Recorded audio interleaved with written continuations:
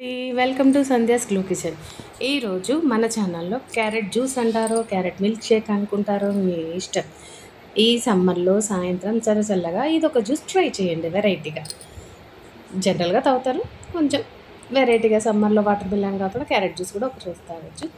మంచిగా క్యారెట్ని శుభ్రంగా కడిగి ఇలా నీట్గా రౌండ్గా మంచిగా నీట్గా కడిగేసి స్కిన్ తీయలేదండి, నేనేం స్కిన్ తీయలేదు, డైరెక్ట్గా నీట్గా కడిగి ముక్కలు కట్ చేసి ఇలా 2-3 స్పూన్స్ అంటే 2 or 3 టేబుల్ స్పూన్స్ కొంచెం లెస్ వాటర్, కొంచెమే వాటర్ వేసి ఇలా స్టీమ్ చేసుకోవాలి. మీరు నార్మల్గా కింద వాటర్ వేసి బౌల్లో ఎట్లయినా పెట్టుకోవచ్చు. నేనైతే ఇలా డైరెక్ట్గా స్టీమ్ చేసుకుంటాను. ఇలా చేసుకోవడం వల్ల ఏంటంటే ఏమీ క్యారెట్లో ఉన్న ఎటువంటి విటమిన్స్ అనేవి ఏమీ లాస్ అవ్వవు, అలాగే ఉంటాయి.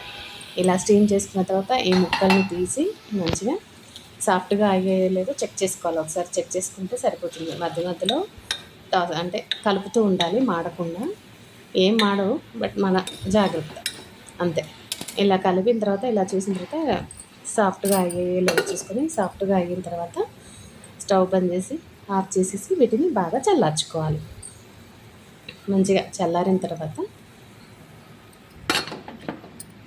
వీటిని ఒక మిక్సీ జార్ తీసుకొని మిక్సీ జార్లో వేసుకోవాలి. ఈ ముక్కలన్నీ మిక్సీ జార్లో వేసుకొని పాలు చిల్డ్ మిల్క్ కాచి చల్లార్చిన ఫ్రిడ్జ్లో పెట్టిన మిల్క్ అయితే చల్లగా ఉంటే బాగుంటుంది.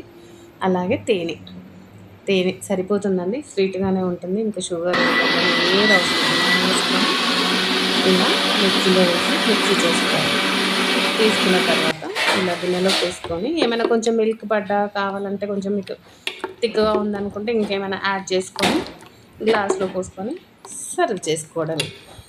సమ్మర్లో ఇది ఒక రోజు సాయంత్రం తాగడానికి చల్లని carrot milk shake or juice any. Okay అండి, నెక్స్ట్ వీడియోలో మళ్ళీ కలుద్దాం. బాయ్.